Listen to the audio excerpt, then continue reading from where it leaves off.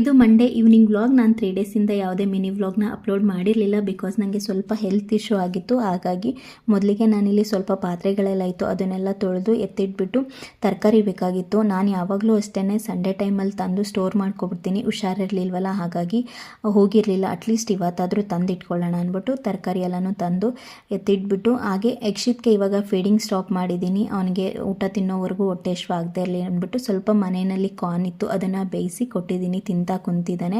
ಹಾಗೆ ನಾನು ನಿನ್ನೆ ಮನೇಲಿ ಏನು ಅಡುಗೆನೇ ಮಾಡಿರಲಿಲ್ಲ, ಹುಷಾರಿರಲಿಲ್ವಲ್ಲ, ಹಾಗಾಗಿ ಮತ್ತು ಇವತ್ತು ಅಷ್ಟೇ ಬೆಳಗ್ಗೆ ಮತ್ತು ಮಧ್ಯಾಹ್ನ 2 ಟೈಮ್ಗೂ ಅಷ್ಟೇ ಆನಂದ್ ತಂದ್ಕೊಟ್ಟೋಗಿದ್ರು. ಪ್ರತಿದಿನ ಹೊರಗಡೆನೆ ಏನು ತಿನ್ನೋದು, ಅಟ್ಲೀಸ್ಟ್ ಇವತ್ತು ಆದರೂ ಮನೇಲೆ ಏನಾದರೂ ಕುಕ್ ಮಾಡೋಣ ಅಂದ್ಬಿಟ್ಟು ಲೈಟಾಗಿ ರಸಮ್ ಅನ್ನನ ಮಾಡ್ಕೊತಾ ಇದ್ದೀನಿ. ಹಾಗೆ ಸ್ವಲ್ಪ ಹಸಿ ಬಟಾಣಿ ತೊಗೊಂಡು ಬಂದಿದ್ದೆ, ಅದನ್ನೆಲ್ಲ ಬಿಡಿಸಿಟ್ಬಿಟ್ಟು ಬೆಳಗ್ಗೆಗೆ ಚಪಾತಿ ಮಾಡ್ಕೊಳ್ಳೋಣ ಅಂತ.